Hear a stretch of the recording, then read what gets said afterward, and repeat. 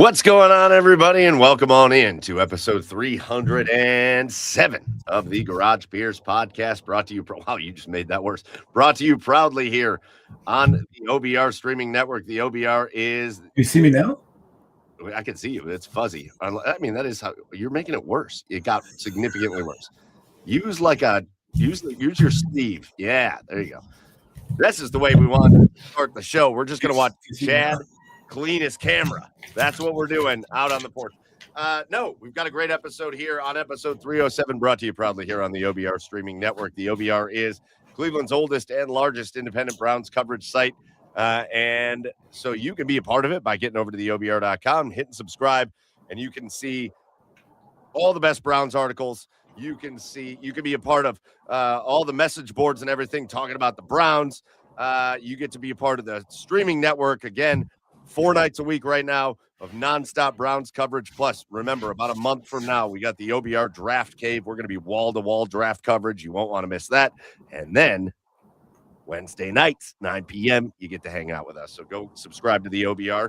If you're joining us live here tonight, welcome. We want to have you as part of the show. I see Chris already in the comments. Evening, Mike and Chad. Evening back to you, Chris. Good to have you here. Excited for a great show. We have got a lot to get to tonight because we've got our Cleveland Guardians season preview. It is Guards ball season starting tomorrow night. Season opening day. Tomorrow night, obviously not opening day here in Cleveland, but baseball finally getting underway. We've got the Cavaliers playing pretty well. We'll talk about that. We got the Columbus Blue Jackets playing out of their minds, making this playoff push. We're going to talk about that. We got March Madness. We're going to talk about that. We even had a little bit of Browns news happen tonight. We are going to talk about that as well. And so it's a great show for you to be a part of, and we are glad you're here. Again, Pat Shea in the comments. Cheers, buddy. We're glad you're here. Per Jack Duffin, who we just had on my last show, as if you saw it. Chad, before we even get started, Chris wants to know what you're eating. Because you're always eating. I'm just eating some mini Oreos. Oreos and some coffee. It's okay. I know. It's okay. Welcome to the first CPR class, dear co-host. Did you hear Peter Griffin has a mustache? I know. All right. With you as always, I'm your host, Michael Keefe. Go find me online at Garage Beers Mike. And joining me, my co-host over on the east side of Cleveland, out on the porch on this beautiful night, it is Chad Meyer at Garage Beers. Chad, what's up, Chad? What's going on? Thank God they let us talk about other sports, because if I had to talk about the Browns every week, I'm not kidding. I would quit the show. Kick my own ass. I would quit the show. Obviously I know like the draft is cool. I love coming up on the draft. I love talking about the draft, but like if I had to talk about the Browns every single week, every single show, I would shoot myself in the face. We'd have to go back. I'd rather go back to the days of us just talking about Tiger King. Yes, it's so much more fun. Yeah. Thank God. But here we are. There actually is a little interesting Browns news that we'll get to later. I want to hear your take on it. As we had, if you caught Inside the Browns Beat, my other show earlier tonight, we had Jack Duffin on to give his take on it, and it's really interesting. So we'll get to that a little bit later. But before we get into all of it, we got to start our show by doing our Garage Beers of the Week. And so if you're drinking a beer with us or anything you're drinking with us, make sure you put it in the comments. But Chad, why don't you kick us off here, buddy? What's your Garage Beer of the Week this week? I think I have a confession to make, Mike. It's just, I think I'm getting bored with beer. What kind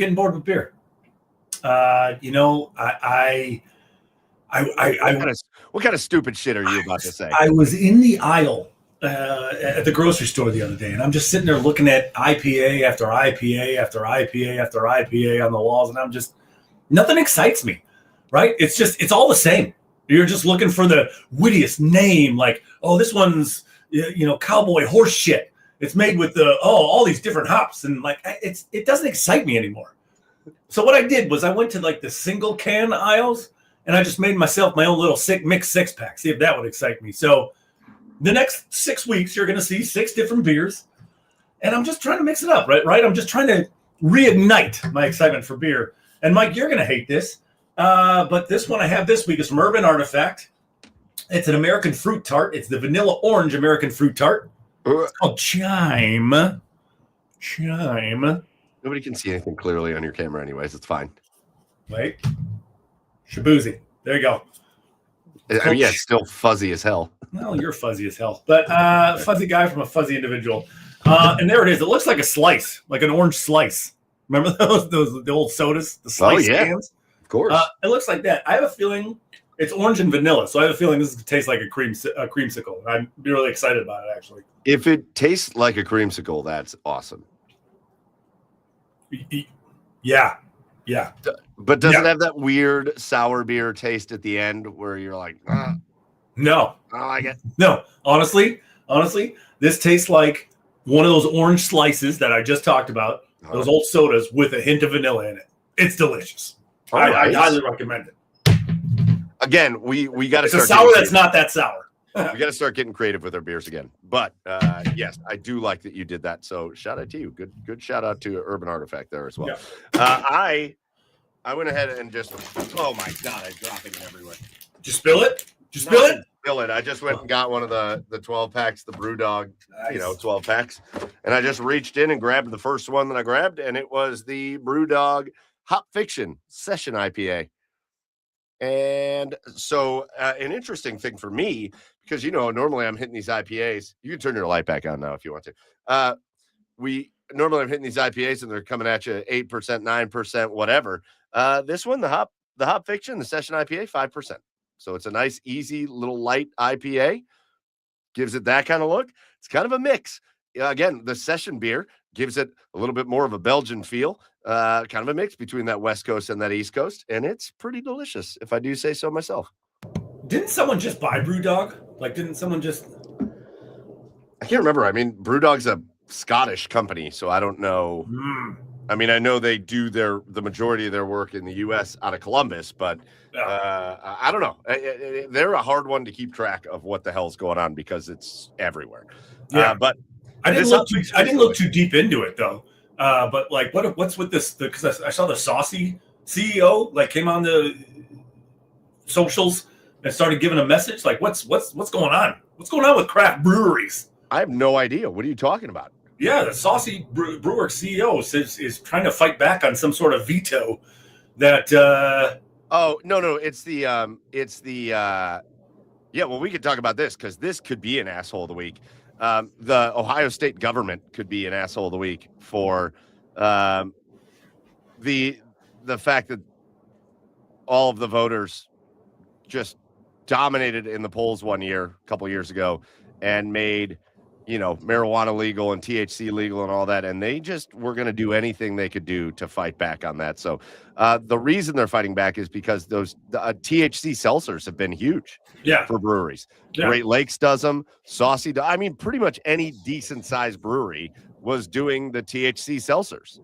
Yeah. And then the Ohio came out and were like, well, you can't do that because again, and I don't give a shit what side of the aisle you're on. Our government is just run by a bunch of crotchety old white dudes that just feel like they gotta make rules about everything, and they gotta have their say in bullshit all the time.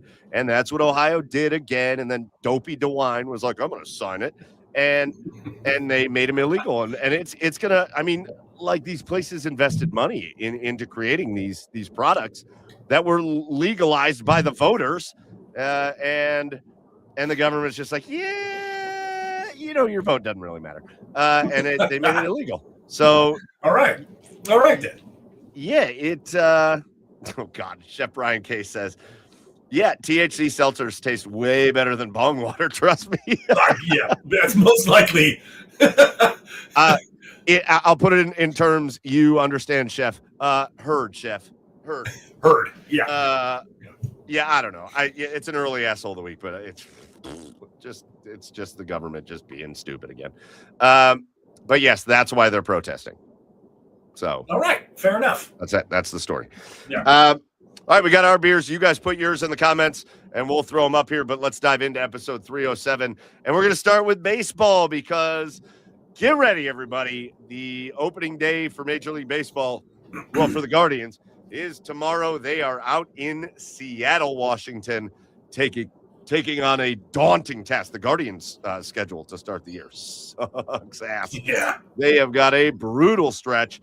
including a team that was very close to the World Series last year and obviously has World Series aspirations this year. They're going to be taking on our old buddy Josh Naylor, who God knows we couldn't have signed back here because he wouldn't have been good for the Guardians. No. Don't get me started.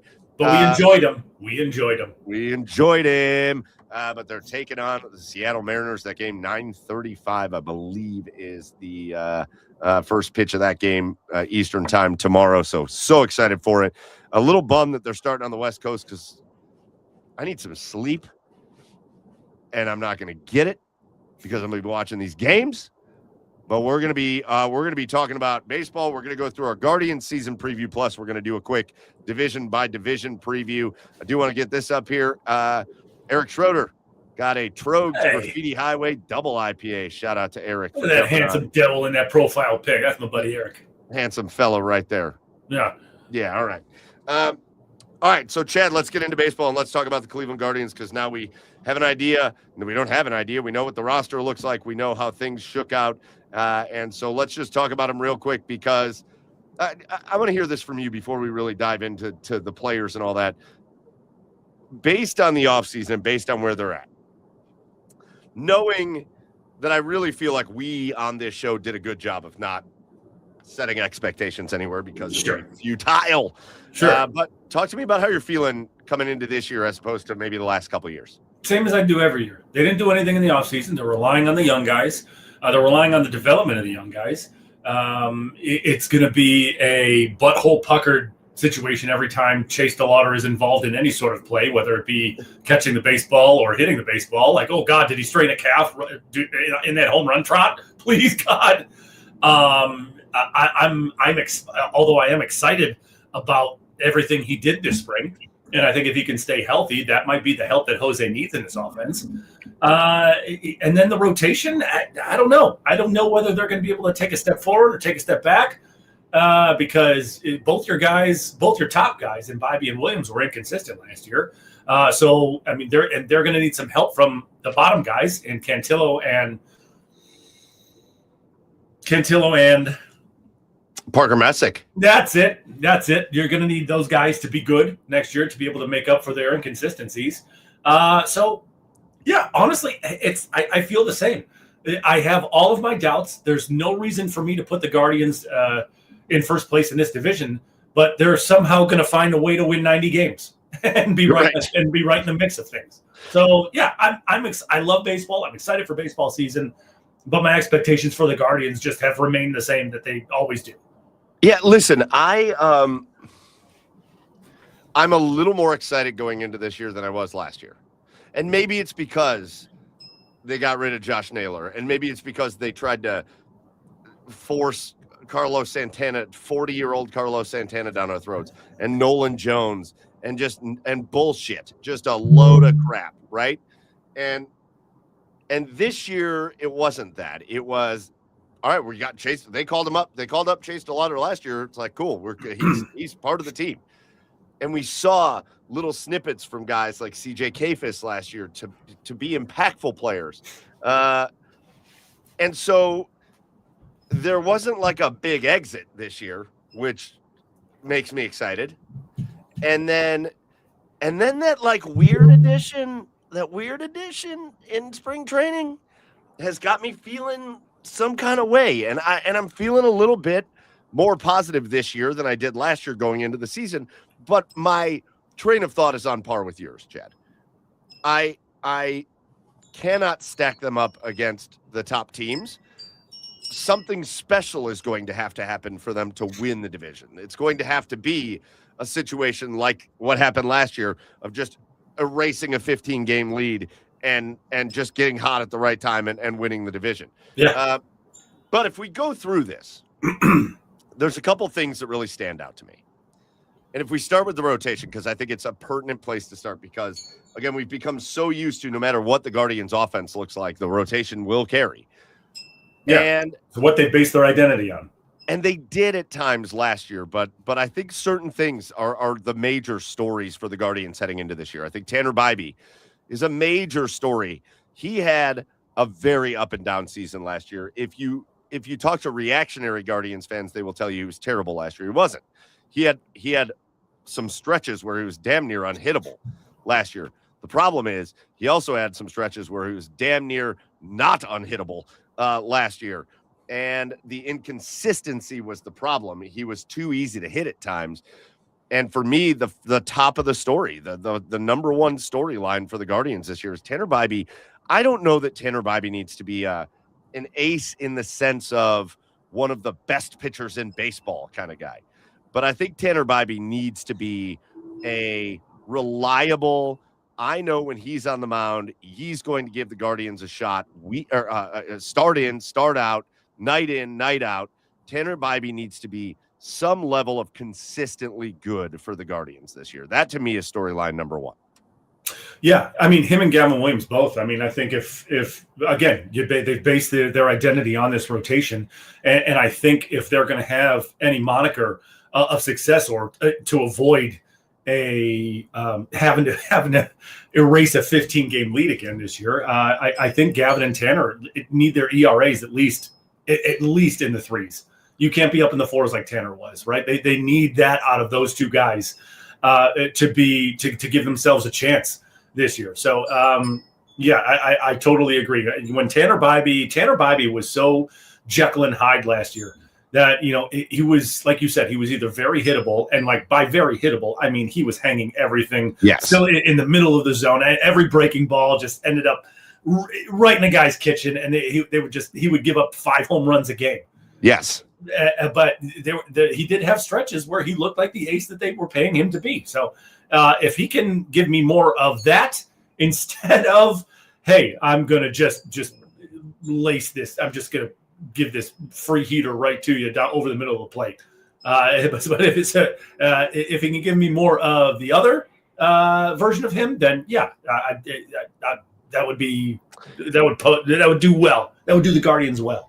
Well, and I think those two guys that you touched on there, we've got to see some mental growth out of both of them. Tanner Bybee has been a bit of a mental case, and it appeared early on in Stephen Vogt's tenure, he had kind of the key to Bybee's mental stuff. Yeah. Bybee gets down on himself really easily, and you saw it again early in his career. Vogt would go out, and it looked like he was going to take out Bybee, and then he'd be like, nah, you're staying in, and you're going to finish this shit out. Yeah. And it did something for Bybee. And then Bybee would go on a tear. He's got to keep that mentality. Gavin Williams, I don't think is the toughest mentally. He seems to just collapse. When things start going wrong, they go wrong. Yeah. For Gavin Williams. That stuff can't happen because truly the guy with the stuff to be the ace of this rotation is Gavin Williams. Right.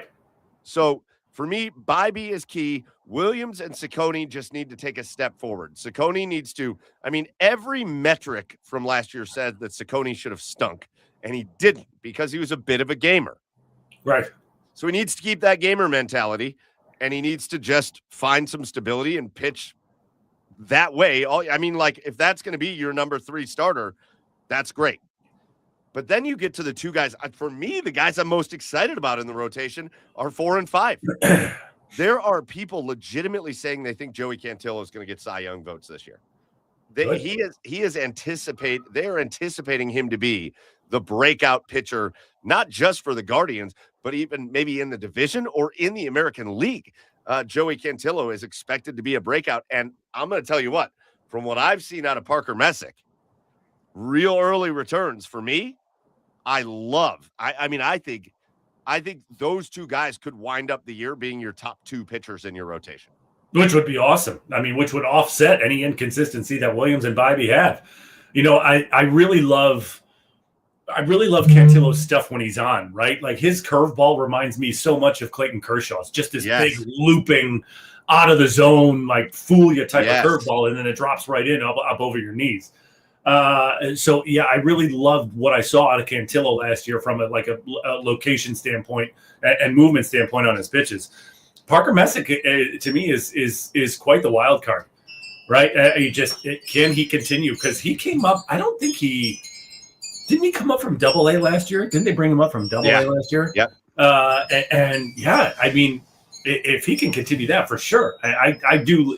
I think you're right. I think those are the two I'm most excited to see going into this season. We kind of know what we got in Tanner and Gavin, but what can Joey and Parker build off of what they did last year? I hope so. I certainly hope so. Well, and then you go to the lineup, right? And again, this is where I feel just a little more comfortable than I did last year. And who knows how it's going to work out. But you got Stephen Kwan. I know there's a lot of talk of him playing a lot more center field, and I would like them to have him playing a lot more center field this year. I think Kwan should be pretty much the center fielder. I do think with George Valera being out starting the year on the injured list, I think you're probably going to see more Angel Martinez, and I think you'll see him more in center field, which is fine. And you'll just keep Kwan in left. But listen, the stories with the lineup. Here's the quick stories for me, and I'll let you chime in. Kwan has to be better. That was not a good year for Stephen Kwan. No, it was a good year defensively for Stephen Kwan, but Stephen Kwan has to be a better baseball player than he was last year, and he's got to certainly get back to the hitting that made him what he was. Again, it seemed like 2 years ago, he found a nice stretch where we talked about it before 2 years ago. He needs to be more than just an easy slap singles hitter. He needs to be a little more impactful than that.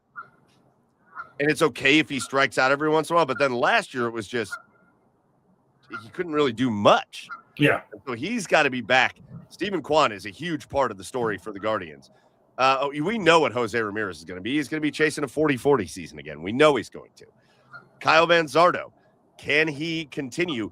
That dude needs to be playing just about every day. There's no excuses for him to just be a rotational piece anymore. And I think if Kyle Manzardo plays every day, he's a 30-homer guy. Yeah. Can guys, there's the questions. Can a guy like Bo Naylor and Angel Martinez, they had super hot springs. What can you take from that, though? Because we've seen over and over again, guys have hot springs. Angel Martinez was unbelievable this spring. Rhys Hoskins, I think, led the team in home runs this spring. Bo Naylor, between his experience for Team Canada in the World Baseball Classic and spring training, has looked pretty good. Can those guys carry that into the season? We know you're not going to get a lot offensively from the middle infield. Brian Rocchio and Gabriel Arias are not going to give you a lot offensively.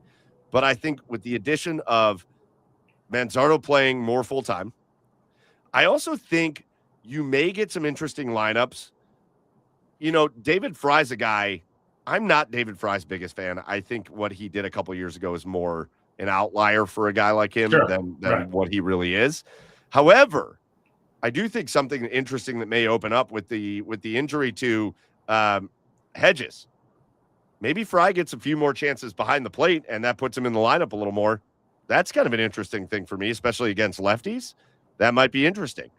Sure. But I think with Rhys Hoskins and Manzardo playing full-time, and now you got Chase DeLauder in right field. And again, you said it, and I don't want to harp on it, as long as he's healthy, and Jose Ramirez, and if Stephen Kwan can get back to Stephen Kwan things, this lineup could actually be pretty decent.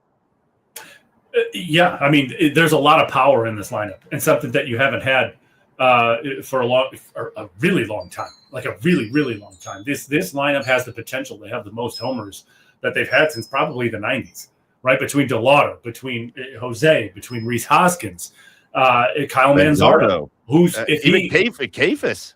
Yeah, Kafis has some pop to him also, right? Like Manzardo, there's no excuse. You're right. There's no excuse for Manzardo not to play. Since first base is kind of cleaned out there, like Rhys Hoskins is your DH. Well, he can play first base whenever, Manzardo has the day off, right? Has his every other break, 7-game day off or whatever, however you separate that out. But Manzardo's your everyday first baseman. Rocchio and Arias, whatever. 8 and 9 hitter. I kind of write them off already, right? Because those are two guys, like I said, that we know what we're going to get out of them. But yeah, I mean, 1 through 7, there has a chance to be a lot of pop in this lineup, and I am excited to see that. Yeah, and again, I even, some of the depth pieces, I brought up David Fry. If he can just be a guy that plays depth every once in a while, okay, I'm okay with that. You still got Daniel Schneemann. We'll see, I liked what I saw from CJ Kafis, and I think a little more experience does him well. So I think there's a little more depth. and if we get to June and either Brian Rocchio or Gabriel Arias is hitting 104 and doing nothing, then bring the kid up. Bring up Travis, bring up Bazana, and just give him the spot. And all of a sudden, this could be an even more potent lineup. So there's a part of me that's pretty excited about what the opportunity is for this Cleveland Guardians offense going into the year. Then we go, Chad. Can you give me an Australian accent? Give me your best shot. Give me your best shot. Or no. Didn't something stupid happen with CJ's name this year too? Like, didn't he take out the dots in the CJ or like? Oh, did he? Yeah. I don't know. I thought I saw Zach tweet something out that like was C.J. No, it's just CJ this year. So then lastly, it takes us to the bullpen. And a big piece of the bullpen, Hunter Gaddis, is going to start on the 15-day IL. But lots of new faces. Peyton Pallett, Colin Holderman, Connor Brogdon. These are guys, Sean Armstrong. These are guys you're going to see. At the end of it, though, Cade Smith is going to be your closer. And I think just having him go into the season as the closer is really good for him. Sure. And then I think one of the guys I'm most excited about, people are going to think I'm a little crazy for this, but I think Eric Sabrowski is going to be one of the best relief pitchers in the American League this year. I think Eric Sabrowski is primed for a breakout, and I think he is going to be just a major piece. And I think when you get Hunter Gaddis back, you're going to be right back to what the Guardians have had for so long, which is a 7, 8, 9 situation in the bullpen that if you're the opposing team, you do not want to be down to the Guardians going into the 7th inning because you're probably going to lose the game. I think that's where the Guardians are going to be. I wonder who your setup man is going to be with Gaddis out on the IL. I wonder if it's either going to be Sabrowski or Heron or. Well, I think it'll be Sabrowski. I think Heron's more just going to be what he's done in his career, which, by the way, Tim Heron, I think, is one of the better relief pitchers just to bring in terrible situations because he seems to always get out of it. Right. But I think Sabrowski will be on that list, and I think maybe Sean Armstrong. That was the name that popped into my mind, too. Yeah. So, but again, it still brings me back to forget about asshole of the week for a minute. Asshole of the century. We were supposed to have more depth in Luis Ortiz and Emmanuel Clase, and instead they're going to jail for like 60 years or something. So screw those guys. Nice. So that's throw away your lives, boys. Way to throw away your lives. That's the way the Guardians are going to look. They're going to come in with third year now manager and 2 out of 2 Major League Baseball Manager of the Year, Stephen Vogt. And we will see how they go. But, Chad, now let's just run real quick, division by division. Okay. And let's start in the Central because we've just gone down the Guardians. But let's talk about the rest of the AL Central because it's interesting. You've got the Royals, which I don't know if you remember what Team Italy did in the World Baseball Classic, but it feels like most of them were Kansas City Royals. But you got one of the best players in baseball, Bobby Witt Jr. You got Vinny Pasquantino. Jonathan India is out there. There's some questions. Lane Thomas is going to be playing for them, so that's really fun. Once some guys come off of the injured list, or we'll see. Jack Caglianone is going to be. He'll be out there. Kyle Isbell will be playing. That's a good lineup for the Royals. The Twins, I think, are going to stink real bad. Them and the White Sox are just going to be right there at the bottom, fighting for the last place. Yeah, I don't think Joe Ryan's going to be on the team at the end of the year. And with that, I also think Bailey Ober maybe could be like a trade candidate that I'd love the Guardians to look at a starting pitcher. And their lineup stinks. The White Sox, I think, are really interesting. Austin Hayes, these young dudes, Austin Hayes, Colson Montgomery. They brought in Munetaka Murakami. We'll see if he can make the move to Major League Baseball, but I think they've got a pretty potent lineup. I don't love their starting pitching, but what do you think? What do you think of the AL Central? Oh, I didn't even talk about the Tigers.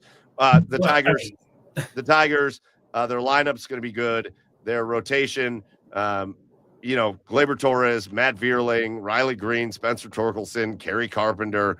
We know what they can do. It's the same thing. I don't know that they really got better in the lineup. this year.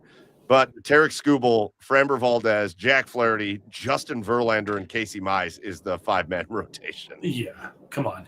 Like, yikes. I mean that's going to win them, 100 games alone. Not 100 games, but that's going to keep them in this division lead for the majority of the season.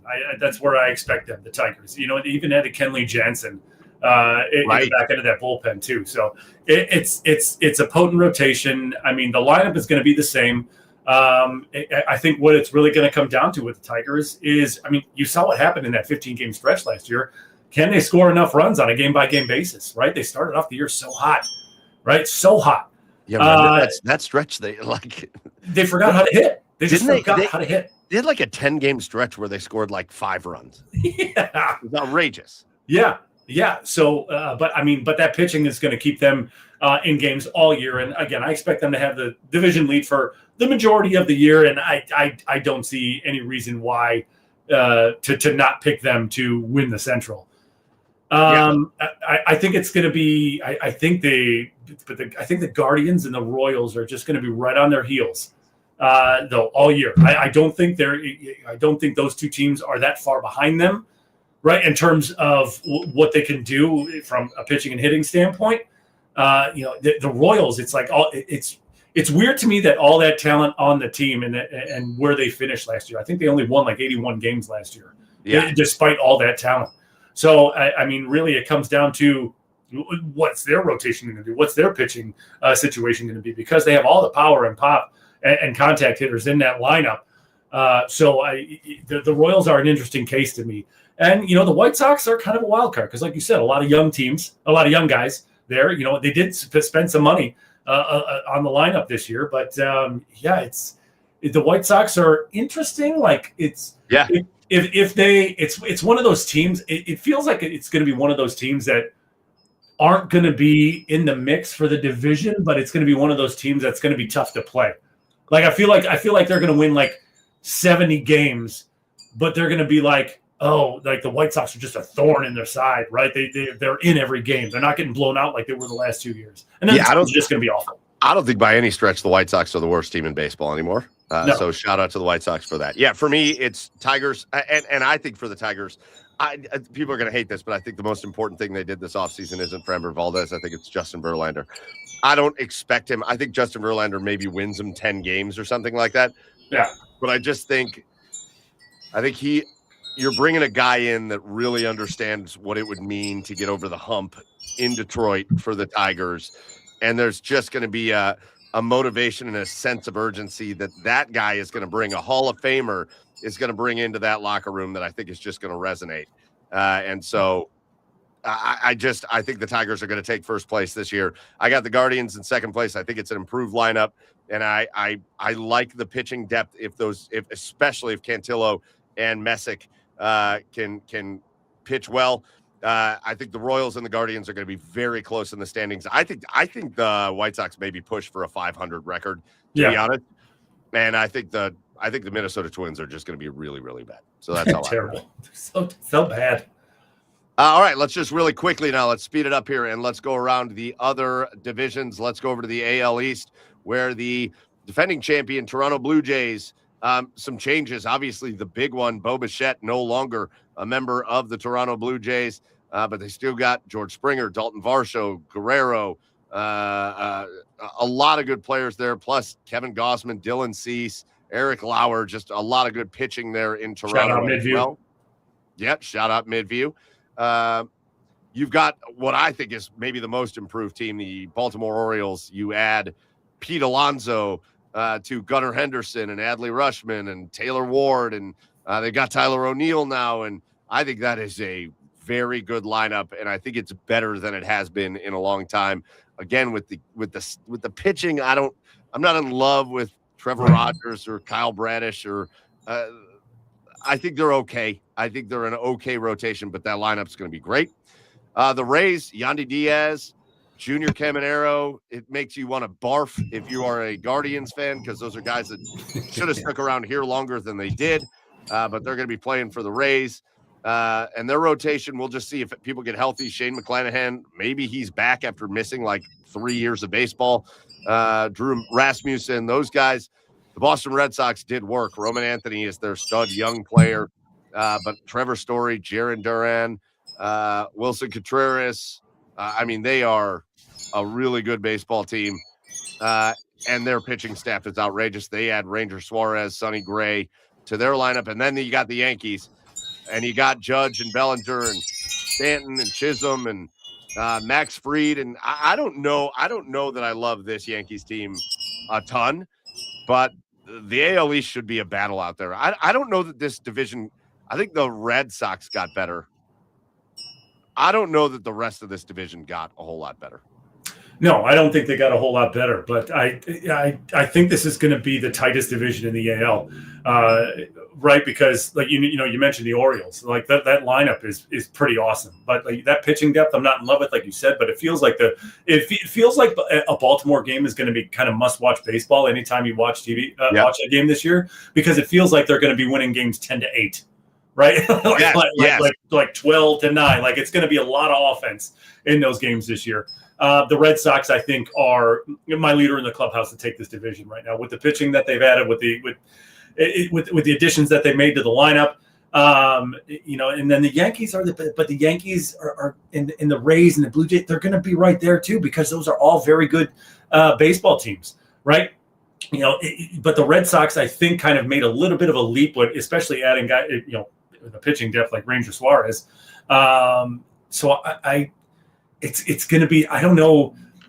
I'm going to say the Blue Jays are going to win the division again. No,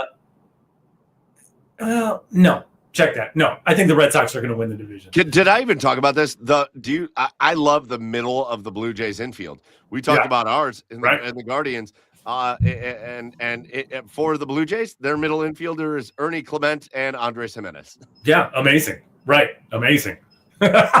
Amazing. I would say the Red Sox are my leader in the clubhouse to win this division, but it's going to be a fun division to watch and the Rays, you can't not talk about the Rays. They're going to be right there. They always are, even the years they didn't, Caminero and Diaz, they're going to be right there because the Rays always do that. The Rays are the guardians of the AL East. This is how I think it's going down. I think the Red Sox are going to win the division. I think the Orioles are going to come in second place and get a wild card spot. I think the Yankees are going to come in third place. I think the Blue Jays are coming in fourth place. And I think the Rays are coming in fifth place, and I think it's fairly distant. I agree with you. I know what the Rays typically do. I just don't know that there's the firepower there to keep up with everybody else. But it feels like, but I guess here's what I mean by that, right? Like the Rays are going to be in last place in the division, but I feel like it's going to be like an 85-win baseball team. I don't think it's right. Like it's going to be crazy. I don't think that about the Rays. I don't think they're going to be great this year, but I get what you're saying. God, man. The Cleveland Cavaliers were down by like 20. They came back. They had a great third quarter, came back and tied it 83-83 going into the fourth, and now they're getting their doors blown off in the fourth. They're down by 11 right now, so it's pissing me off. All right, AL West. Again, I think another interesting division, although for me, this one seems a little more cut and dry. But the AL West, we're talking about the Seattle Mariners, and we've already talked about the Guardians opening up with the Mariners out there in Seattle, and it's going to be a hell of a time. Going up against Cal Raleigh, coming off 60-plus homers, and Julio Rodriguez and Josh Naylor and Randy Arozarena, and just a rock-solid lineup, and I think one of the better starting rotations in baseball. The Seattle Mariners are going to be awesome.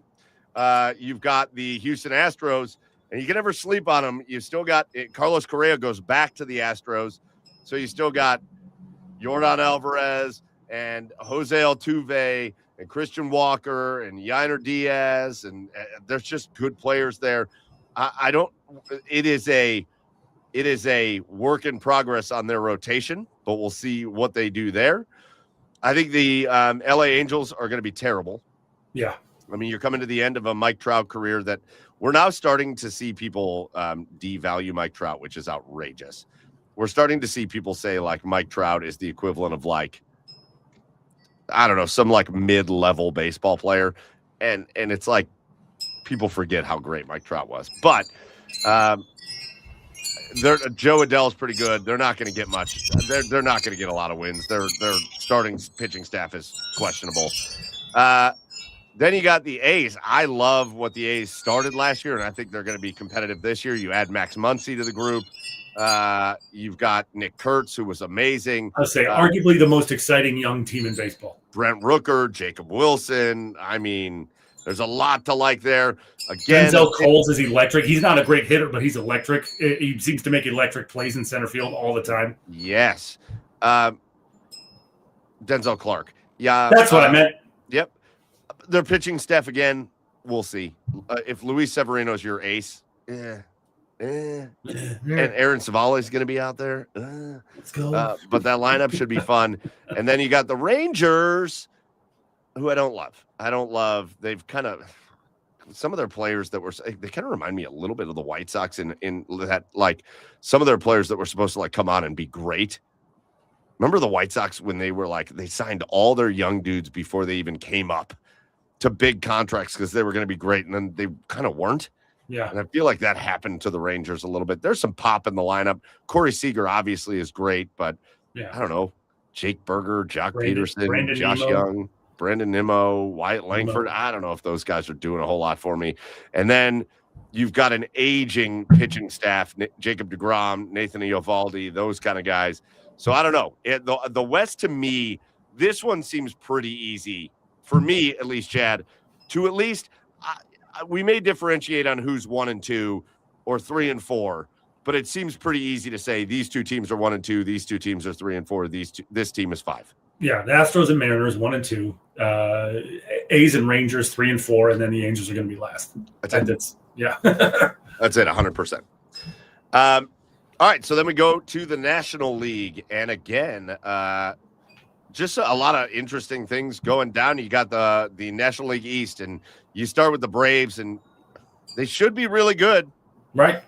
There's injuries may cause them to not be good, but they should be really good, right? Acuna and Matt Olson and Austin Riley and Ozzie Albies and Kyle Farmer. Like, this team should score a ton of runs. And then you got Chris Sale and Reynaldo Lopez, and they should be really good. They should be really good, but you never know with them. Yeah. The Marlins, name me 4 players on the Marlins. Ready, go. Edgar Renteria, Pudge Rodriguez. Yes. Charles Johnson. Yeah. Oh, yeah. Bobby Bonilla. And Moises Alou. Obviously, Moises Alou. Dontrell Willis. Yeah. Oh, yeah. Dontrell Willis. Can't forget that guy. Oh, God. Who's that third baseman? Who's that white guy, third baseman? Jeff. Huh? Oh, Jeff Conine? Jeff Conine. That's Hell it. Yeah. Yep. Named your 4 players. Where's Craig Counsell? Yeah, there you go. Anyways, that's who plays for the Mariners. Yeah. Or not the Mariners, the Marlins. The Mets add Bo Bichette. I mean, the top of the Mets lineup. Yes, they lose Pete Alonso, but Francisco Lindor, Juan Soto, Bo Bichette, Jorge Polanco. They added Luis Robert, Marcus Semien. This team should score 1 billion runs. But do you trust him? I mean, how can you trust him after last year? Well, and then you add Freddie Peralta. I don't trust him, but I also kind of do. Everything on paper says they should just run away with this division. Everything on paper says they should. Well, I don't know if run away with the division is. There's other good teams in this division, but sure, they should be really good. They should be really good. The Nats, go ahead. Again, name me 5 players on the Nationals. Go. Ooh, okay, sure. Steven Strasburg, yes. Bryce Harper. 100%. He still plays for them, right? Yes, 1,000%. Perfect. He wears red. That's all I got. Yeah. Yan Gomes. I don't. I got nothing. I got nothing for the Nationals. I got nothing for them. The Phillies, though, then you talk about another team that should be really good, right? Trey Turner and Kyle Schwarber and Bryce Harper and Alec Boehm and Adolis Garcia. And I think the pitching staff, you got to wait for Zach Wheeler to come back. But once he's back and you're talking about him and Nola and Luzardo and Sanchez, like, they should be okay.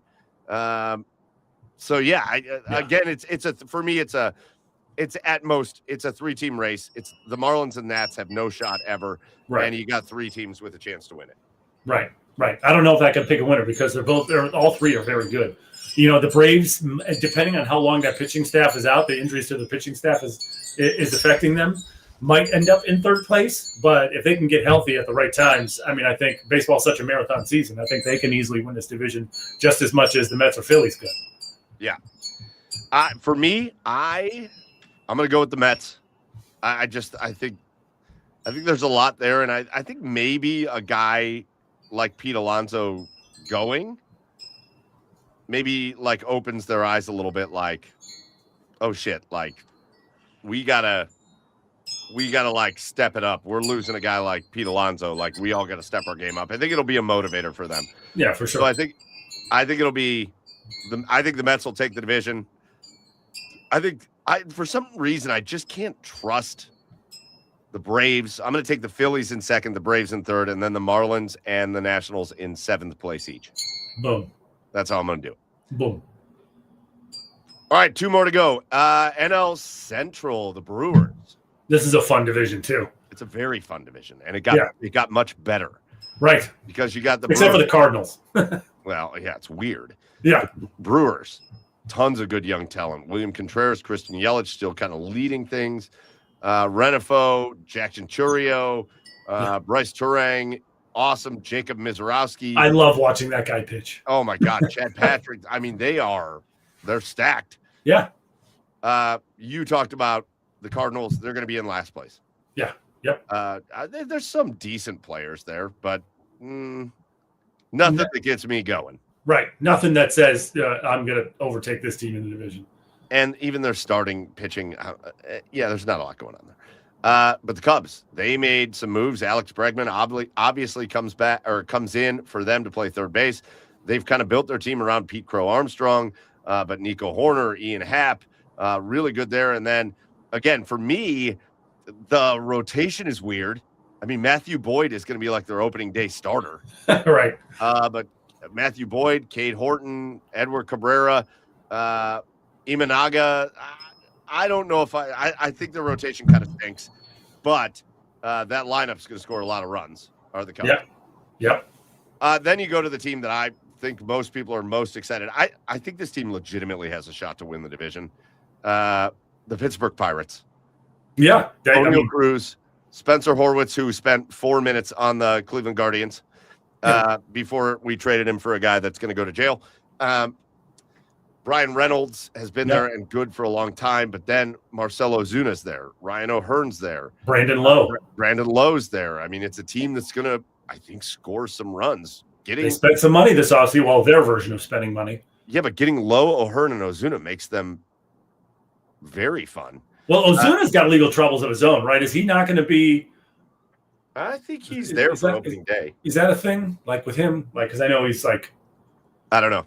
I don't know if it's going to be a thing, but he like slapping around his wife a little too much. It all centers around Paul Skeens, and if any of these other guys, Mitch Keller, or Bubba Chandler, any of these other guys can step up their game, I think the Pittsburgh Pirates have a shot at this division. They do. Well, Bubba Chandler's was supposedly their next stud in the system, right behind Skeens, right? Yep. Yeah. Then you go to Cincinnati, and man, what an addition they made by bringing back Eugenio Suarez to go with Ellie De La Cruz and Spencer Steer and Tyler Stevenson and Matt McClain. And there's a lot of guys that can play pretty good baseball in that lineup. Key Brian Hayes, the former Pirate, is there now to play 3rd base. And we know Key Brian Hayes can hit a ton of home runs. The scary thing for the Reds is Hunter Green going to the IL to start the year with right elbow issues. That is frightening. If that's going to be, he's your ace. Right. I think the rest of the rotation is okay at best. Andrew Abbott, I think it's pretty good. But some of the other guys I think are for me, if you have Hunter Green, the Reds are relatively scary. But I don't know. How do you see this division going? This is tough. I think it is. It's such a tough one to pick. I think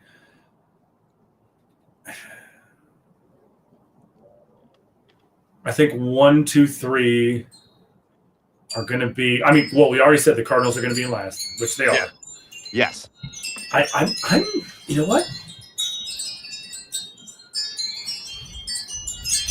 You know what? Give me. God. Okay. Cubs, I know what you want to say, which is why you're having such a hard time saying. I want to give it to the Pirates so bad. I do. I want to give it to the Pirates, but I just, I love the additions that they made. But is that going to be good enough? Like, are they going to score enough run? Like, fuck it. Pirates, Cubs, Brewers, Reds, Cardinals. I think the Brewers are going to win the division. Yeah. I think for me, I think the Cubs are going to be a little disappointing. I think that starting rotation is ugh. And I don't know. I don't know that I think Alex Bregman is going to make that big of a difference in the Cubs lineup. So I think it's going to be Milwaukee, Pittsburgh. Let's go. I think those Pirates additions are going to make a difference. And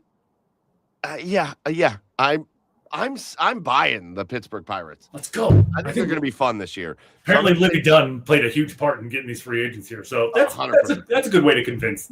Yeah. If you sent Livy Dunn to me on a free agent visit, I'd be like, wow, yeah, okay, yeah. You want me to sign here for $5? Sure. I think it's going to be Brewers, Pirates, Cubs, Reds, and I think the Cubs and Reds are going to be close. If the Reds can get healthy, I think I think we're selling them a little bit short. Those 4 teams are going to be so fun, like to watch how that division plays out. I think those 4 teams. I mean, I think that division could legitimately have 4 teams finish within like 5 games of one another. Yeah, yeah. But I'm going to say, Brewers, Pirates, Cubs, Reds, and again, I think they're all going to be close. And then the Cardinals are going to be not close. That will take us then to the NL West. And so the Dodgers, are we good with that? Yes. God, fuck's sake. Yes. Yes. Yeah, I got nothing. That's just the Dodgers are going to win. I got nothing. Yeah. I don't know the biggest move that the Padres made was what? Ramon Laureano? Or I don't know. It doesn't really matter, honestly. Mickey Moniak plays for the Rockies. That's a thing. That's a guy.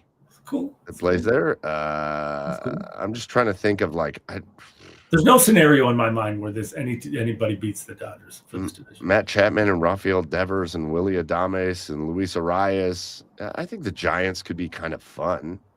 Yeah, well, yeah. I mean, they were in a battle up until like the last 2 weeks of the season. So. But the Dodgers lineup: Shohei Ohtani, Kyle Tucker, Mookie Betts, Freddie Freeman, Will Smith, Teoscar Hernandez, Max Muncy, Andy Pajes, and Miguel Rojas. Can't wait for the lockout. And then Yamamoto, Sheehan, Glasnow, Sasaki, and Ohtani is going to be the. I mean, it's just.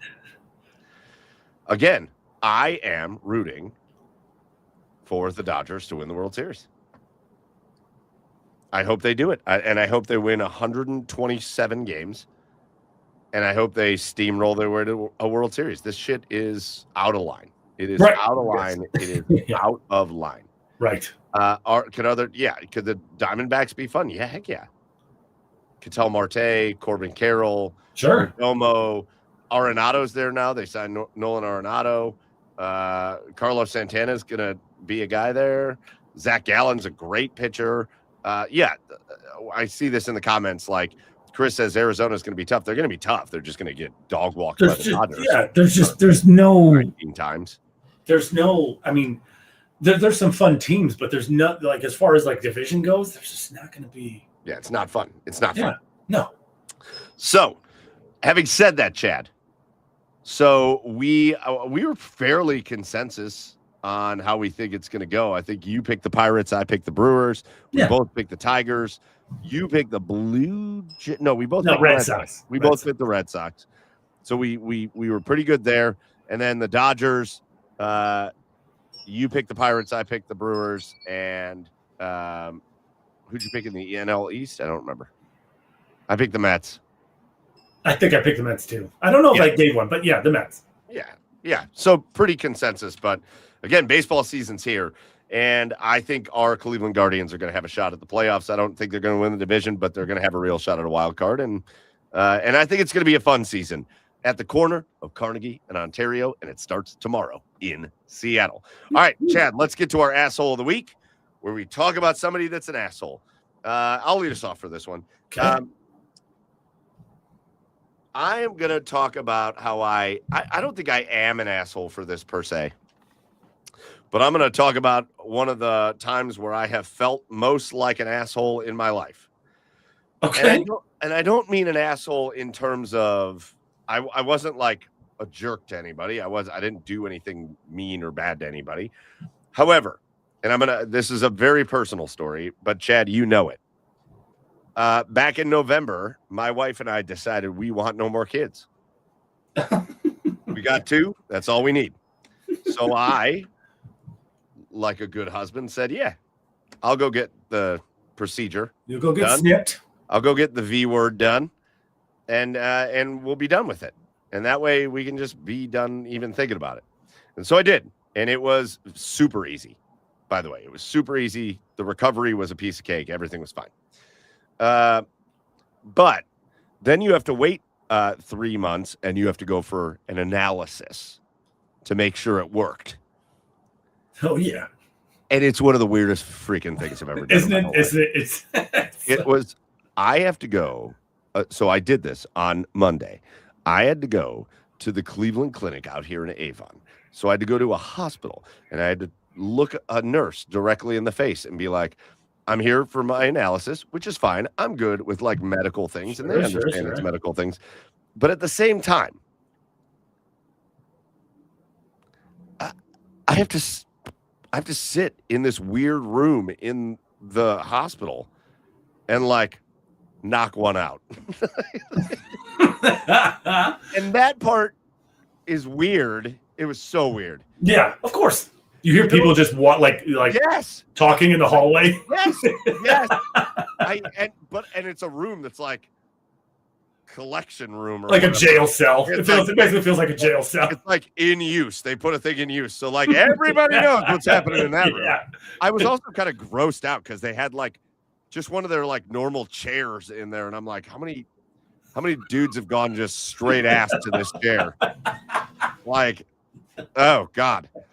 Anyway, but you got to do it. You got to do it. So I figured out it was I'm so glad that there's no like cameras or anything, because it could have been like the X-rated version of America's Funniest Videos, the whole situation. Absolutely hysterical. But here's where I like it just demoralized me and made me feel like just feelings I didn't realize I was going to have. Then you got to like put the cup in a little paper bag. Yeah. And walk it down. You have to come out of that room where there's people there. Yeah. And you have to walk it down the hallway, and you got to hand it right back to that nurse that you were just talking to. And I got to tell you, it was a very weird feeling for me to be like, yep. You know what I just did. Like, right. you know what I just did. Right. And so it was very much like well, here you go. Bye. It was so weird.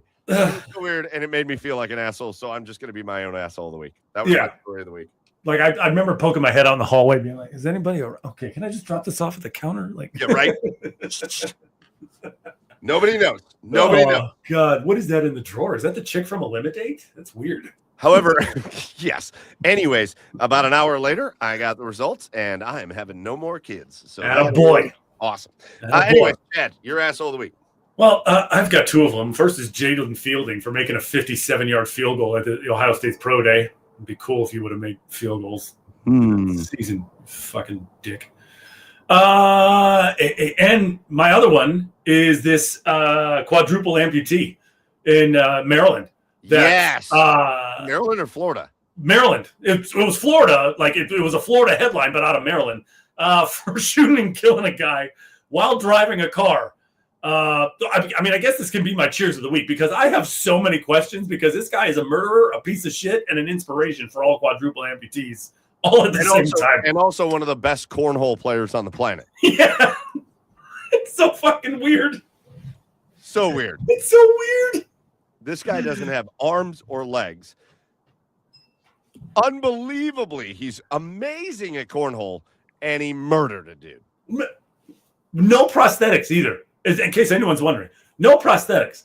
This guy used his nubs to load a gun while driving a car and go, I'm gonna kill you. Murder. I'm I'm so fascinated by this story. I have to know how it played out. I have to know how this played out, Mike. Okay? Murder. Because if you're in that car and this little asshole's like fumbling around with a gun trying to shoot you, like little asshole. How do you not know that? Like, oh my God. He's trying to do? How do you not like? Did you even try to live? And he's like, "No, you just stay right there. You just stay right there. I'm gonna murder you. I'm gonna murder you if I get a hold of this gun here." Like what? Like he had to have that gun at the ready, right? Yeah. Because it's not like he's reaching into the glove compartment to get it out. No. Oh boy. Oh boy. All right, those are our assholes. Did they handcuff him or did they lasso him? Stop it.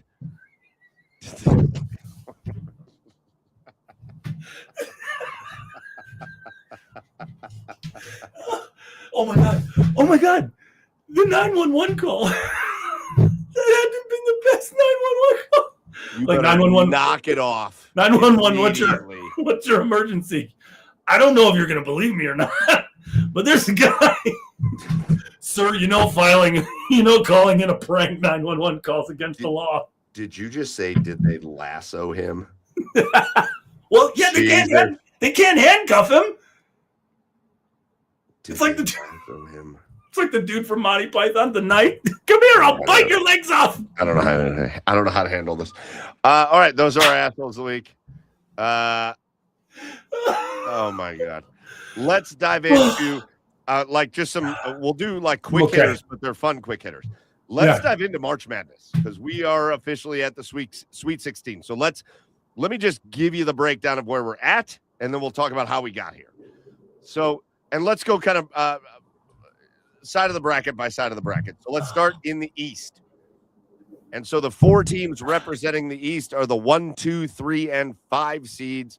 The Duke Blue Devils have made their way to the Sweet 16 by defeating barely Siena, a game they were losing most of the way. But in true Duke fashion, almost losing to a 16th. What? I don't know how he could kill a guy when he was unarmed.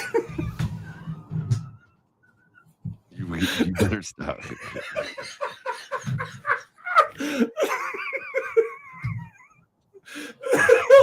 You have to stop us. Drew. Drew wants to know how he dumped the body. Apparently. That's another part. It was just the body. That's another part. Apparently, there were 2 other guys in the car when he shot him.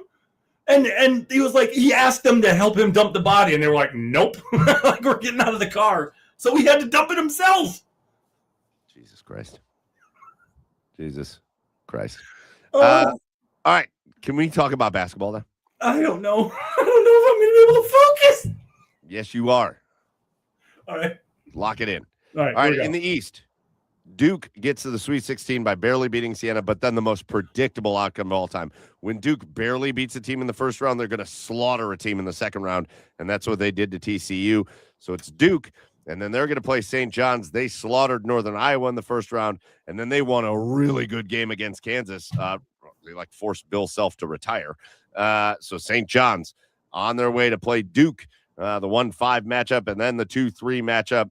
Michigan State has been really good so far. They slaughtered North Dakota State, and then they beat the tar out of they didn't beat the tar of them, but they had a pretty good win against Louisville. And UConn, they beat Furman, and then, UCLA looked like they had them on the ropes, and then UConn in that second half of that game just absolutely cruised to a victory. So, Chad, Duke versus St. John's, Michigan State, UConn. Did anything else fun happen on this side of the bracket? Not really. We loved South Florida. They got beat early by Louisville. But otherwise, nothing else really fun happened in this, except for the fact that not really fun. But shout out to Ohio State for being the first team to lose in the bracket. They went out and lost to that TCU team. It was a close game, but they just lost. So what do you think of that last four in the East? TCU hung tough for a half, and then Duke just pulled away in the second half. I want to take St. John's so badly, but they just don't score enough. They're not good enough offensively for me to pick them over Duke. But I do love the way they do play defense. And then who's it? Michigan State and UConn. Yeah, I love that matchup. I really do too, because UConn's kind of the same way. That their defense is just absolutely locked down, like shut down defense. Yep. But I don't know if they can score enough. That's going to be interesting to me. It all depends on what type of Michigan State team shows up, right? I mean, because Michigan State can, they put them 92 in the first round. Yeah. So they can score. That's one of the highest scores in the first round in the whole tournament. Yeah, Tom Izzo doesn't make it seems like the Sweet 16 is where Tom Izzo has kind of flailed out over the last bunch of years. So we'll see if he'll bring a good game plan together. But I mean, all of these Sweet 16 matchups are just going to be electric, and I'm excited to watch them. All right, so updated predictions. Duke, St. John's, go. Duke. Michigan State, UConn, go. I'm going to take Michigan State. So you're going to have Duke versus Michigan State in the Elite Eight. Who goes to the Final Four? Duke. You got Duke going to the Final Four out of the East. I'm going to take St. John's over Duke. Wow. I'm taking them. I think they can score enough to beat Duke. And actually, I think Duke has moments where they don't look like they can score enough. So I'm taking St. John's, and I'm taking Michigan State, and I'm taking St. John's to go to the Final Four. Something about this team with Rick Pitino, I really like him. So I'm taking St. John's. Fair enough. All right, let's go to the South. And our Final Four is surprising. The 2, 3, and 4 seeds are all here. Houston, the 2 seed, routed Idaho, and then routed Texas A&M as predicted. So they have been on fire. The 3 seed, Illinois, routed Penn and then routed VCU. So those two teams, I think if I'm looking correctly, the Illinois 21-point victory over VCU is the closest game any of the teams have played in either round. So those two teams are on a collision course. If you'll remember, kind of by accident, we picked Illinois to win the national championship last week. So the 4 seed, Nebraska, they routed Troy, and then they won one of the better games of the whole tournament was Nebraska-Vanderbilt. Really entertaining game, but Nebraska came through and beat Vanderbilt. Nebraska into the Sweet 16, not traditionally that basketball school. And speaking of a team that made just all kinds of waves, the 1 seed leaves the only 1 seed out so far, Florida, after destroying Prairie View A&M. They get matched up against Iowa that had a tough matchup against Clemson in the first round, and Iowa comes out and beats Florida 73-72 in really the upset. That really is the upset. And even forgetting about some of the 12-5s or whatever, that's the upset of the tournament so far. Iowa taking down Florida, so it's going to be a Big Ten matchup, Iowa-Nebraska. We've got Illinois, Houston, Iowa-Nebraska. Chad, how's it going to go? That first things first, though. That Vandy last-second shot couldn't have been more it was the most missed buzzer beater I've ever seen in my life. Yes. They're going to need security, increased security here at this Nebraska and Iowa game, because these are two rivals that hate each other. Two fan bases that absolutely hate each other. It's going to be amazing. So I actually love that these two teams are playing in the Sweet 16.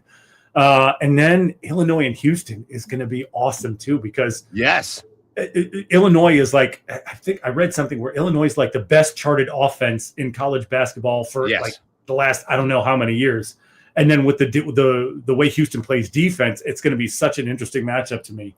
But if you're asking me, I think Fred Hoiberg is going to outcoach the guy who argued with the Florida coach from Iowa, and I think Nebraska is going to move on. And man, I think that Illinois is eventually going to assert their will over Houston. But even though I love Houston, I mean, this is a tough match. I mean, it's a coin flip matchup for me, but I'm taking Illinois just because I love that offense. And listen, you talked about Houston's defense. They're giving up only 52 points a game in the tournament. They gave up 47 to Idaho and 57 to Texas A&M. So that defense has been on a roll. I'm with you. I love the Illinois offense as well. However, I think there is a physical presence, even offensively, with Houston that I just don't think Illinois is going to be ready for. So I'm going to take Houston to beat Illinois, and I'm going to take Nebraska to beat Iowa. I don't know whether the little bit of the few days off after an emotional win for Iowa is a good thing or a bad thing, but I think Nebraska will take them out, and I think Houston's going to come out of this and go to the Final Four. I can't remember. You said Nebraska and Illinois. So who do you have against? Who do you have going there? Illinois. 1,000%. So you got Illinois coming out. I've got Houston coming out. So really, the winner of that game is going to be who we think comes out. Yeah. All right, let's move over to the Midwest. So, again, just to keep you filled in, I've got St. John's. You've got Duke out of the East. I've got Houston. You've got Illinois coming out of the South. Go over to the Midwest, where the 1 seed has been rolling. Michigan is scoring a lot of points, man. Right. 101 against Howard, 95 against St. Louis. So it's the 1 seed. And actually, remaining here, it's the 1, the 2, the 4, and the 6 seed, which we were so wrong about again. But Michigan has steamrolled both Howard and St. Louis, and then making their way to the Sweet 16 is Alabama, as they've scored 90 in each of their 2 games. They beat Hofstra 90-70, and then they really dominated Texas Tech 90-65. They destroyed Texas Tech all the way through. So it'll be Michigan versus Alabama, which I think is going to be a really good game. And then you've got Tennessee, who routed Miami of Ohio. Shout out to the Red Hawks for a great season. And then Tennessee came out and I think looked really good against Virginia. The Cavaliers, Virginia just does what they do. Outside of 1 year in the tournament, they just lose. And then you've got Iowa State coming out of the bottom part. They beat Tennessee State 108-74, and then Kentucky 82-63. If you're asking me which teams have looked the most impressive of the tournament, you've got to put Iowa State in that conversation. So we'll talk about what happened in the first round because this is the most fun one to talk about. But talk about those matchups: Michigan, Alabama, and Tennessee, Iowa State. First off, that Kentucky St. France. I said, wait. We're going to come back to it. Wait. Shut your mouth when you're talking to me. All right. What did you say? I wasn't paying attention to you. Michigan, Alabama, Iowa State, Tennessee. Listen, if Alabama is first off, I think Michigan's going to win the game. But if Alabama, if their threes are knocking, or if they're knocking down their threes, they have a chance to beat anybody in the country. So, but still give me Michigan in that game. But we'll wait to see, because if Alabama's knocking down shots, Michigan's in trouble. Iowa State and Tennessee. Iowa State's going to win that game. They've had a dominant tournament so far. Tennessee doesn't do anything that like super impresses me, so I think Iowa State's going to win that game. And then I'm going to put. Actually, I don't know. I might put Iowa State in the Final Four because I just can't, in good conscience, pick Michigan. Well, so then you and I are going to do the same thing, because I'm going to put Michigan. I just think they're gonna. I think they're going to run over Alabama. I think Iowa State, Tennessee is not even going to be close, to be honest. Right. I just don't think so, and I'm never going to pick Michigan for any reason. So I'm going to take Iowa State. Right. But the first round. So we decided to both pick Akron. Beautiful. I'm upset I don't get to watch High Point play basketball anymore, though. Texas Tech slaughtered Akron. Yeah. And then we picked Miami to beat Tennessee, and Tennessee slaughtered Miami. So the MAC schools went out with a whimper. But we got to talk about that Kentucky-Santa Clara game. That end of regulations, one of the greatest end of regulations I think I've ever seen. Yeah. Tie game. Like 11 seconds left. Santa Clara comes down, and as the announcers are like, oh, no, don't do that, to whatever Santa Clara was doing, they find a wide open guy who hits a three-pointer with like 4 seconds left. to give Santa Clara a 3-point lead, and Kentucky just quickly inbounds it, brings it across midcourt, and just fires a shot from just inside the half-court line, and they bank it in to force overtime. That game, that Kentucky-Santa Clara game was unbelievable. Yeah. Unbelievable. That's the game of the tournament, and I think it will be the game of the tournament. I can't imagine another team or another game is going to have a finish the way that one finished. No, absolutely not. It was the most exciting part of it. I mean, the only thing that was even remotely second to it was High Point in Wisconsin. And that's we're getting there. It's tournament, baby. We're getting there. The tournament. I love it so much. I hate college basketball regular season, but I love the tournament so much. All right, so we both got Iowa State coming out, and if we go to the West, Arizona, easy so far for Arizona. Steamrolled Long Island, 12-point victory for Utah State, but Arizona, the 1 seed, has made it look easy. And again, here in the West, we've got the 1, the 2, the 4, and the 11 seed, because why do we have to do this? But Arizona's made it look easy. Arkansas made it look easy round 1. Then that Arkansas High Point game was one of the better games. And actually, Chad, I think you kind of called it. I picked High Point because I believed in them. I knew how good High Point was. And I thought High Point could take out Arkansas, but Arkansas just has that one player that can take them over the edge. And he certainly did in that game against High Point. That's one of the games of the tournament, though. Arkansas, high-powered offense. High Point, high-powered offense, just trading shots and buckets. It was a blast to watch, but Arkansas makes their way through to the Sweet 16. So it'll be Arizona, Arkansas. You go down to the bottom side of the bracket. Purdue has looked really good. 2 double-digit victories against Queens. Shout out to Queens for making it, but sorry about your luck against Purdue. And then Miami dominated Missouri, and then they came out and Purdue just took them to school. And then you get fucking Texas, who, again, BYU, I think BYU kind of handed Texas that game. And then I think Gonzaga is that team now that just gets rated like a 2, 3, or 4 seed, even if they kind of suck. And they had a lot of injuries too. To a lot of guys. They did, but I don't think this is nearly one of the better Gonzaga teams. And Texas proved it. So the 11 seed, Texas, won a play-in game, and they are making their way to the Sweet 16 to take on Purdue. So again, it's going to be Arizona versus Arkansas, Texas versus Purdue. Chad. So the best player of the tournament, not the best team, but the best player of the tournament so far has been Darius Acuff. Yeah. The guy is he can just take over a game at any point. I mean, he's one of those guys that any time the ball's in his hands, a play is going to be made. But I still think Arizona wins that game because Arkansas struggles a lot defensively sometimes. But I think Arizona, and like I said, I think Arizona is the most balanced team in this tournament. So I think Arizona is going to win. Purdue is playing great basketball right now, and I'm taking Purdue over Texas. And then I'm taking Arizona to go to the Final Four. You and I have got the same thing happening here too. So we both took Iowa State at the bottom. We're both taking Arizona here. But I do think the Arkansas game is going to be fun. But I agree with you. I think Arizona is just all around really good. I do think it will not surprise me if Arkansas wins this game. No, to me, this is more of a coin flip than just Arizona's going to win. That's how I feel about this game. I think Purdue's going to slaughter Texas. Yeah. And then if it's Arizona-Purdue, I think that'll be a really good game as well. But I think Arizona, just the balance of them. Honestly, I think the winner of Arizona-Arkansas is going to go to the Final Four. Sure. Yeah. So I'll take Arizona, though. So our Final Four now is going to look a little different. So, Chad, I want to hear what you think now. We're going to go all the way through. You've got Duke.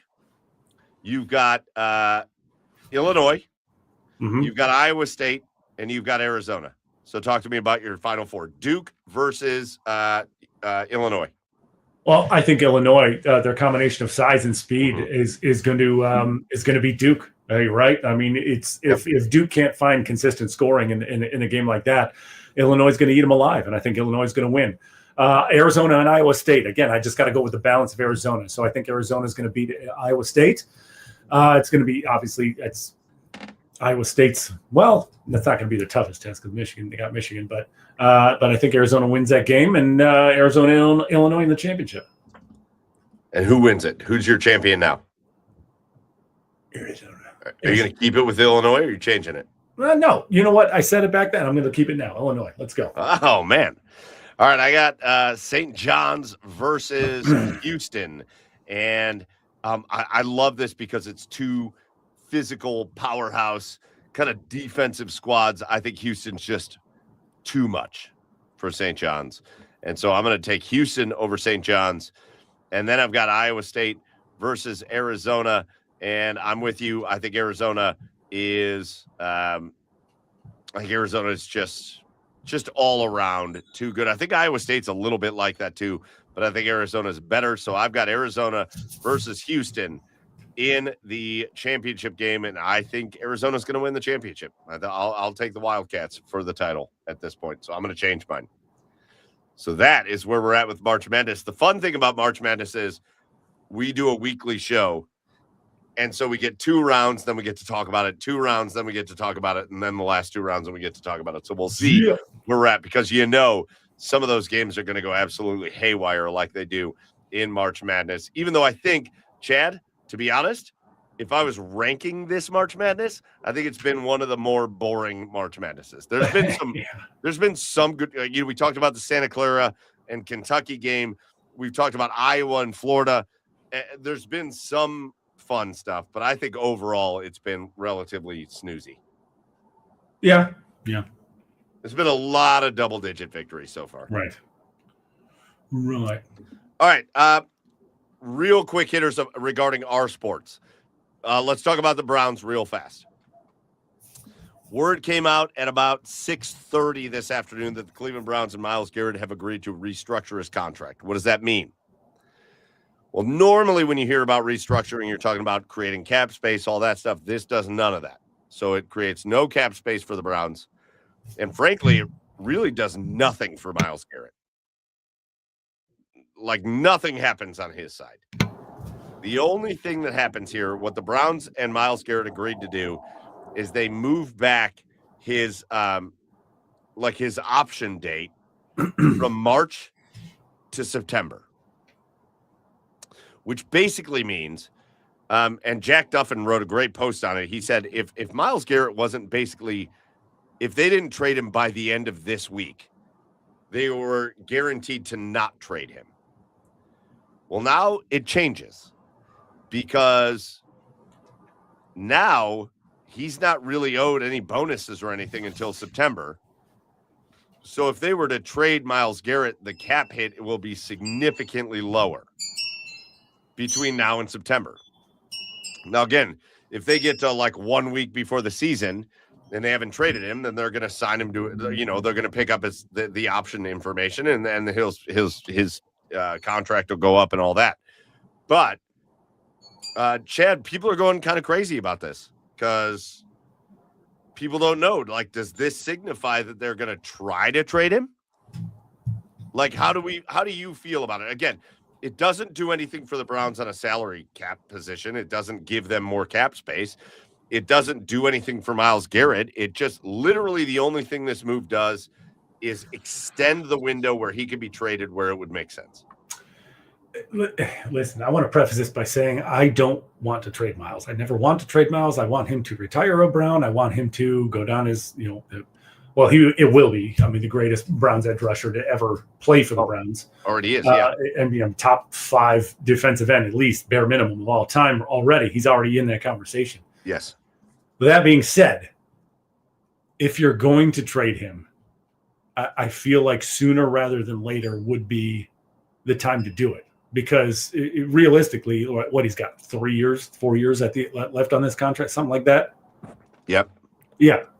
So realistically, at the end of this contract, I mean, there's a good chance that he's not going to be prime Myles Garrett anymore, right? He's 30 years old, right? He's going to be 34 by the time this contract ends. So if you're going to trade him, sooner rather than later would be the time to do it, because that's when you're going to maximize his value. Okay, so what would it take for you to trade Myles Garrett? The conversation starts at 3 firsts. I mean, if you're looking at Max Crosby, who just, I know that the Ravens backed out of it, but if you're looking at Max Crosby, who went for 2 firsts, right, or a first, a third, and a fourth, whatever the Cowboys offered, Myles is head and shoulders above Max Crosby. Max Crosby is a great defensive end. I love Max Crosby. Yeah, but Myles is head and shoulders above Max. So the conversation for me starts at 3 firsts. I think it does, but I think I need more than that. No, I know. It starts. That's what I'm saying. It starts there. I know. Here's where I struggle. Yeah. And I talked about this on my last show. Let's talk about the teams that are going to be willing to trade 3 firsts for Myles Garrett. Mm-hmm. Like the first team that comes to mind for me is the Rams. Sure. Okay, so you trade Myles Garrett to the Rams for 3 firsts.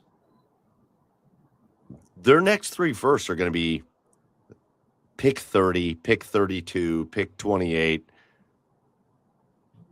What is that doing for me? What you're saying they're first, but they're borderline first, second round picks.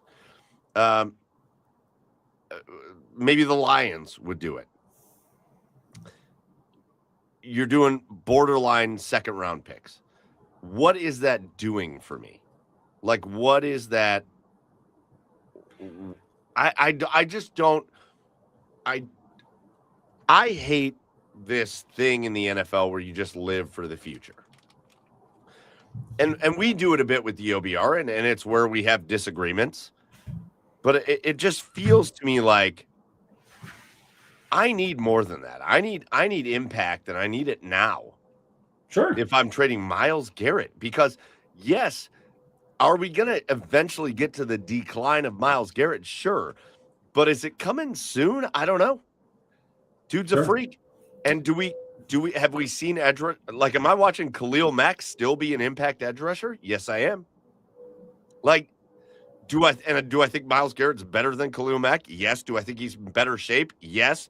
Do I think Myles Garrett can do this for another 10 years? Maybe not at this level, maybe not at sack record level, but yes, I do. Like, it's going to take more than this. It's going to take more. Sure. You know, I mean, I think when you talk about a team like the Rams, Mike, I think something a factor that's not being put in here is Matt Stafford.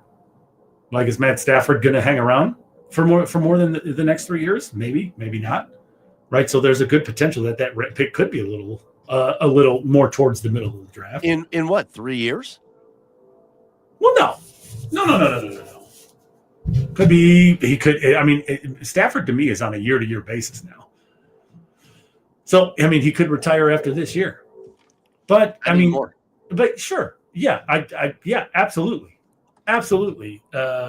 You should get more than 3 firsts. But that's where the conversation starts. We got to get away from quarterbacks because no smart team would trade their starting quarterback for a defensive end. Like, no. That's even if he's the best defensive player in football, that is stupid. I had somebody on the last one say, "What, like Justin Herbert?" No, what? They would not do that. I need a move. I need one of those, like when Mike Dick had traded his entire draft for Ricky Williams, but like even more than that kind of a move. Sure. And I want it now. Sure. I want it now. I don't give a shit about 2027, to be honest with you. Sure. This is the thing that's killing me. Everybody. Oh, you want your picks in 27. You want your picks in 27. Get your picks in 27. You want these players. Oh, my God, the quarterback's in 27. It's the same damn thing that we were doing for 26 when we were in 25. Oh, my God, the Browns are going to have 2 first-round picks next year. And we're going to have Cade Klubnik, and Garrett Nussmeier, and Drew Aller, and Lenora Sellers. And nobody said a damn word about anybody. You have no idea what's going to happen next year. Sure. You have no idea that Manning is going to be as good as you think he is anyways, or if he's going to blow out his knee. You have no idea what's going to happen to Dante Moore. You have no idea. I want things now. Give me the shit now. And so that for me, like there has to be some kind of baseline to this. But to me, I don't think me and Jack disagreed on this a little bit. Jack thinks that it's more likely than not that the Browns trade Myles Garrett this offseason. I do not think that. I think it's more likely than not that Myles Garrett stays with the Browns this offseason, but I do think that this new contract, because this carries over to next year and the year after and the year after, I think this opens the door for if the Browns suck again this year and Myles Garrett's like, fucking get me out of here, I think it opens up the door for them to be able to do it next year. Sure. Yeah. Okay. I mean, whenever they do it, like I said, sooner rather than later. So whether that's this offseason or into next season, like, sure, sooner rather than the sooner the better, because it's just going to decline from now. His value is just going to decline from now. But I feel like you have to like walk that fine line of like, yes, his value is just going to decline from now, but like his value is what it is for a reason. Right. And you're getting it now. So you have to like, do we want to just not have Myles Garrett? No, of course not. No. We want to have Myles Garrett on our team. So no. like, but you don't want this contract to run out because he's not going to sign here.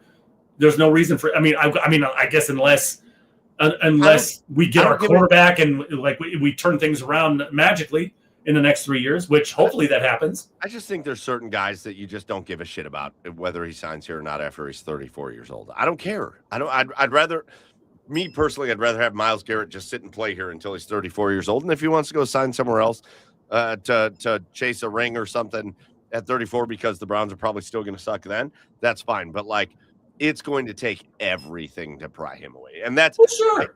I hope that's Andrew Berry's conviction in this, is that yes, we're gonna restructure this because it gives us.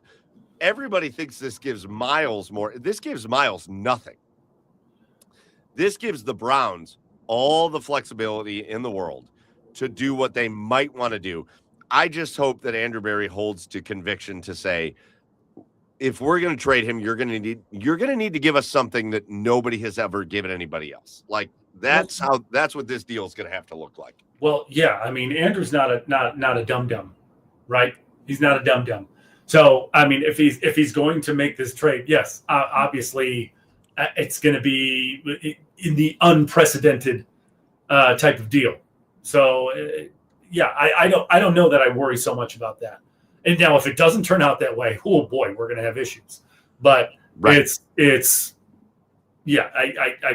pretty plain as day that's the type of deal it's going to take. We'll see. I think people are getting real worked up about it. In my opinion, I think this is more of a next year thing than a this year thing. But we'll see. You also just never know when a team's going to come in and just be like, yeah, we'll give you everything you want. And then some for this. And then you got to pull the trigger. If you hold to your convictions and then some team says, we're going to give you everything you want and then some, cool. Yeah. Go for it. Yeah. All right, real quick, Chad. Couple more quick hitters. Let's talk about the second place in the Metro Division. Yeah. Columbus Blue Jackets. Yeah. Because, oh baby. Yeah. Let's go. They are not playing their best hockey right now. Nope. They're not.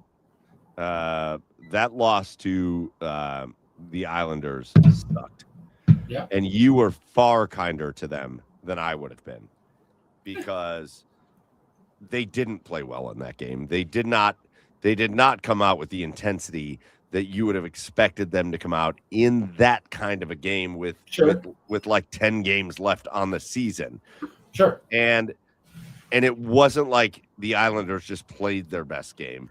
And it wasn't like the Islanders goalie was never tested in that game. Like, I saw a few reviews that were like, oh, the Islanders goalie just stood on his head. No, he didn't. No, he didn't. He didn't have to really do much. Just didn't have to do much. And I was infuriated after that game because, again, now you've lost the Islanders. After the Olympic break, you've now lost to the Islanders twice, and they're a direct team you are competing with. And you've played poorly in both of those games. And you lost to the Bruins, which you are a team competing with them. And it's like you're losing to these teams you're directly competing with. But then you bounce back and you get a great victory yesterday against the Flyers, which another team you're competing with. The Flyers are kind of in the mix still. Another team you're competing with, and you get that victory, and the Penguins sputter a little bit, and all of a sudden, Chad, the Columbus Blue Jackets find themselves in second place in the division. If the season ended today, the Columbus Blue Jackets would host a playoff series. Yeah, it's crazy. They would host the Penguins. Think about that from where they came from. For sure. Where they came from before Bonus took over, where they were way on the outside. Yep. They'd be hosting a playoff series. Now, for me, Chad, I just hope we don't run into a situation like last year. If you'll remember, the Jackets made a run to where they were top 3 in their division last year. Towards the back part of the season, and then they kind of collapsed at the end of the year. So I hope they don't do that, but man, what a run it's been for them. Yeah, what a run it's been for them. And listen, that first Islanders game, it wasn't a matter of playing bad. Like the Islanders just got a bunch of lucky bounces, but it's ugly whenever you do play the Islanders. That's what they want. They want to get in the mud with you. Okay, I mean, it's the Jackets didn't play their best game. No, they did not. But Sorokin still made 23 saves in that game. So he. I mean, Jet made 19 saves last night, or 23 saves last night. So, Sorokin made 22 saves that I could have made in that game. No, you couldn't have. No, you couldn't have. But yeah, so I mean, it's just the kind of team that they are. They'll eat you alive defensively. And they want to beat you with incredible goaltending. And that's exactly what they've had the last bunch of years. I guess why I wasn't so worried about it is because I have this confidence, whether unwarranted or not, I have this confidence in the way this team has been playing under Bones that they were going to bounce back. And they did. They did last night against the Flyers. So this team, I was having this conversation earlier. This team is the most playoff-ready Blue Jacket team, I think, in the team's history. Even outside of the Jackets, other playoff teams that they've had, because no other team has been as suffocating, has had the capability to be as suffocating as the Jackets can be defensively, right? And no Jacket team has been this deep. Because this Jackets team is 4 lines deep offensively. They can get contributions from everywhere on a nightly basis. It's not like this isn't like a one line is doing is doing all the scoring here. This other line is contributing the next. No, this team is 4 lines deep, and it's again that combined with the capability to be suffocating on defense. And then Jet, his last 5 starts, Jet has been on the money. Elvis has been okay too. He's been pretty good, but Jet has been on the money as well. This is the best all around Jackets playoff ready Jackets team, I think, in team history. And the fact that they're playing this way, and granted, there's a bunch of other teams in the East that are playing well too, like Ottawa is right on the heels of the Jackets as well. But the fact that they're playing this way, and with the East being as wide open as it is this year, there's no better year for the Jackets to get into the playoffs than this. Still a lot of work to be done. Still got 10 games left against, and a bunch of them are against teams that are you're fighting for spots for. But I just have this confidence in this team that they're not going to let this thing slip away from them. Chad, can I ask you a fun question? Sure. Let's say the Jackets make it into the playoffs. Okay. Which hopefully they do. Okay. Again, they've got. Let me look here. Let me get my stuff together. Jackets are second place in the division. They've got 11 games left. Right. Lot can happen because, again, from a conference perspective, not a lot separates them from being second place in their own division to not in the playoffs. Right. You talk about being wide open. But when you think about the playoffs and you think about how this could all go down, there it is. That's what I was looking for. Again, the Jackets have 87 points. Pittsburgh has 86. Boston has 88 in the wild card. Ottawa has 85. Islanders 85. Detroit 84. Philly 80. That's why yesterday's game was huge. Washington 79. Like, that's all within 8 points of the Jackets. Right. But if they get into the postseason, no matter where it is, and you think about this Eastern Conference, Buffalo, Tampa, Montreal, Carolina, Pittsburgh, Boston, Ottawa, Islanders, Detroit, I think they could beat. I think in a 7-game series, there's nobody where I'm like, well, they have no chance against them. Nope. Yeah, completely agree. Anybody. They can beat anybody in this Eastern Conference. There isn't a team that is stuck out. There isn't like a stacked team like there is a Colorado in the West, in the East. No, the Jackets can beat anybody in a 7-game series. Yeah, and it's a credit to the way they are playing and being where they're supposed to be. And defensively, they've been much better, and their goaltending has been much better. And it's been a joy to watch. I mean, this Rick Bowness era of the Jackets is must-see TV. And if you're not a big hockey fan, you should get into the Jackets because they are outstanding. For sure. Chad, last real quick hitter. The Cavaliers got dumped on by the Miami Heat tonight. I hate them sometimes. They're very inconsistent right now. Yeah. I got to say this. I didn't love Kenny's messaging after last night. They played a great game last night. Last night, I thought, was one of the most fun basketball games that you're going to see in an NBA regular season. The Orlando Magic came in and played out of their minds. Like a kind of game they don't normally play. They don't normally hit a lot of three-pointers. They hit a lot of three-pointers. They came out and played a full-on A game, and so did the Cavs. And right now, the Cavs are pretty locked into a top 4 seed in the Eastern Conference. So they're gonna host a series probably. And frankly, with the news about Cade Cunningham, because Detroit probably is still going to get the 1 seed, but with the news of Cade Cunningham probably being out for an extended period, I wouldn't mind if the Cavs wound up with the 4 seed. Right. And you get one of the play-in teams, and then you get Detroit. I wouldn't mind that. Yeah. But I think the Cavs have to be better defensively. We saw it tonight against Miami. Having said that, you just won like a knockdown, drag-out fight of a game against Orlando, and then Kenny came out and was like, yeah, but if we keep playing defense like this, we're going to be out of the playoffs like in no time. Yeah. And I was like, I just don't know if that's the right time to deliver that message. Like, tonight would be the right time. Like, we couldn't stop Miami for anything. And if we play like that in the playoffs, we're going to be out quickly. But, like, man, I thought it was a little demoralizing after a big win in a hard-fought game where both teams, yeah, maybe didn't play great defense, but I didn't think the Cavs played terrible defense. I think Orlando just played really well. I just didn't know if that was the right time for it. I didn't know if that was it. Yeah, I don't know. After a win, it's probably not. But, I mean, Donovan didn't seem to have a problem with it. He came out in the post-game presser saying, I love the honesty. So, I mean, sure. I mean, if your star player doesn't have a problem with it, I don't think it's that bad of a message. I don't know, Chad. I don't know if there's a sport. You tell me, is there a sport that's harder to predict than what's going to happen in the playoffs than the NBA? Think about it. So think about it right now.